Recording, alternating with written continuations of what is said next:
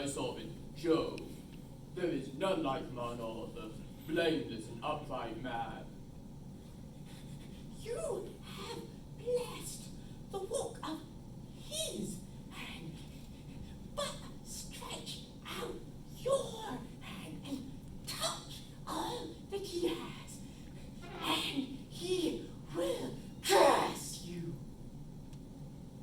Behold, all that he has is in your hands.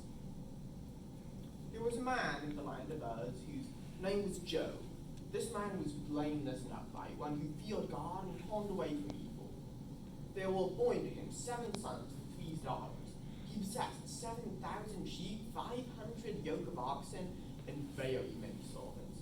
So that this man was the greatest man in all the East. The ESV translation of the book of Job by God. This book shows that God is sovereign even in our sorrow. The oxen were plowing again, and the donkeys feeding, and the Sabians took them and struck down the servants. The fire of God fell from heaven and burned up the sheep. The house has fallen upon the young people, and they are dead. Naked I came from my mother's womb, and naked I shall return. The Lord giveth, and the Lord taketh away.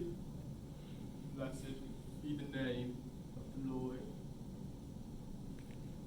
Have you considered my servant Job? He still holds fast his integrity. Skin for skin, stretch out your hand and touch his bone and his flesh, and he will curse you. Behold, he is in your hand only. Spare his life. So Satan went from the presence of the Lord, and he struck Job with loathsome sores. And Job picked up a piece of pottery with which to scrape himself while he sat in the ashes. Now, when Job's friends heard of all this evil that had come upon him, they raised their voices and wept and sat with Job 7 days and nights. Then said Job, The day perished on which I was born. Why did I not die at birth? I would have been at rest with kings and counselors of the earth who rebuilt ruins for themselves. The small and the great are there, and the slave is free from his master. My groanings are poured out like water, for the thing that I fear has come upon me. you have instructed many, yet your words have held him who is stumbling, but now it has come to you, and you are dismayed? Remember, who that was innocent hath perished, and where was the upright cut off? Affliction does not come from dust. As for me, I would seek God. He frustrates the devices of the crafty, but he saves the needy from the hand of the mighty, so that the poor have hope. Despise not the discipline of the Almighty, for he wounds, but he binds up. Oh, that it will please God to crush me. This will be my comfort, for I have not denied the words of the Holy One. But make known to me how I have gone astray. My days come to their ends without hope. Therefore will I speak in the anguish of my spirit. God Almighty, I loathe my life. What? Does God prefer justice? If your children have sinned against him, he has delivered them into the hand of their transgression. If you will seek God, surely, then he will rouse himself for you. God will not reject a blameless man, nor take the hand of evildoers.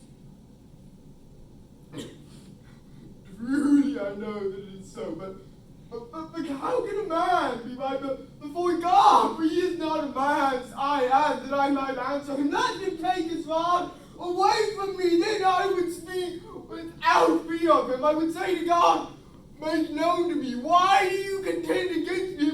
If I sin, you watch me. If I'm guilty, woe to me.